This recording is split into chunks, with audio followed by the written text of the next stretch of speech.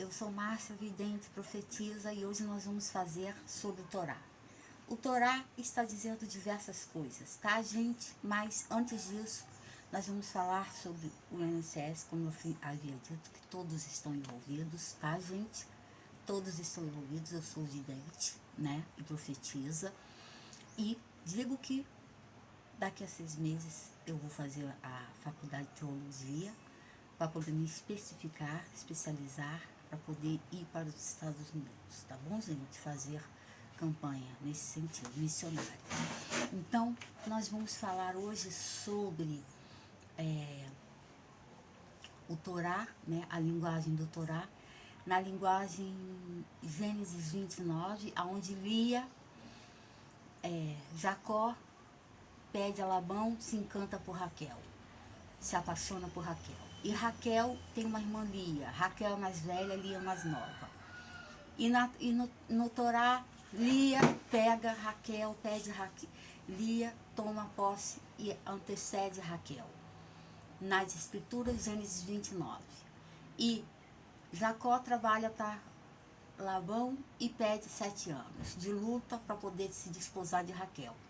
Passados 7 anos, numa tenda, Lia, o pai, Labão oferece Lia primeiramente a Jacó. Jacó dorme com Lia. No dia seguinte, ele encontra a filha de Labão, que é Lia.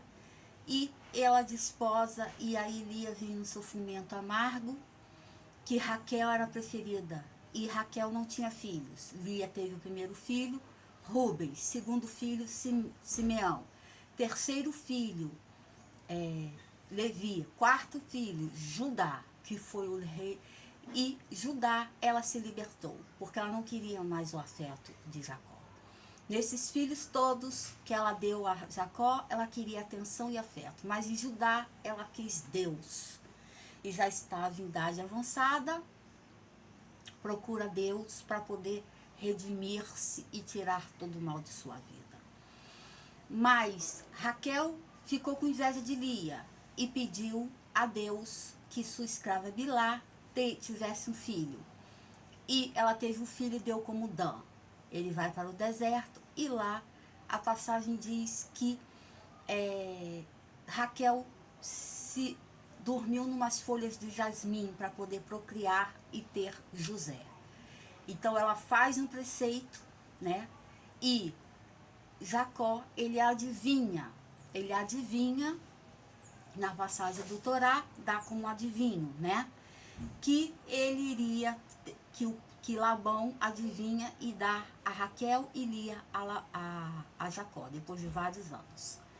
José nasce e aí José é o preferido, porque Jacó não via Lia. Lia era uma sombra ali, sofria muito, queria atenção, teve 4 grandes tribos de Judá, mas praticamente seu caminho não era previsto e não era visto como uma coisa benéfica. Então ela sofre muito, sofre o desdém, sofre as situações negativas e sofre a dor de não ser a escolhida. E isso tende a ver muito com os primeiros, né? Os que estão nos holofotes, os que estão bonitos, os que são belos, como a Raquel, que era bela, bonita, estava em evidência. E Lia não estava em evidência. Lia era apagada, Lia não tinha brilho, não tinha força, não tinha a força e o posicionamento de Raquel. Isso trouxe grande de revalia, mas no fim, Jacó admite, ele se deita no seu sepulcro do lado de Lia, fazendo assim Lia uma das maiores forças da Torá. A que não era escolhida, a que não era nada, teve a tribo de Judá, a tribo do leão de Judá, a tribo de Jesus. Então ela é a precursora do caminho do Messias, da tribo de Judá.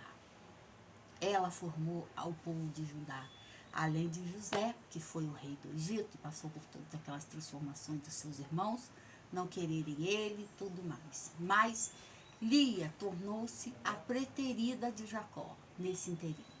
Então, gente, nós podemos ver o quê? Que a história nos dá que nem sempre os preferidos serão os abençoados por Deus. Nem sempre quem está na frente é agraciado. Deus tem um plano na vida de cada um.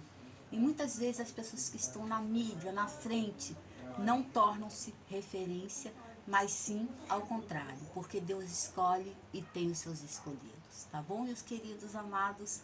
Continuem conosco, nós estamos fazendo a Torá, partes da Torá. E vamos vendo, conforme eu previ aqui o falecimento da mãe de Gisele Bündchen. Eu previ o nascimento do filho da gravidez de Gisele Bündchen, se era menino ou não era. Eu previ hoje os deslizamentos, tá, gente? E várias previsões de queda de aeronave, de tudo que eu estou prevendo aqui na minha página. Enquanto a respostas às evidências que eu estou vendo, tá bom? Continuem conosco e não deixem de apreciar a nossa página. Obrigado por sua atenção.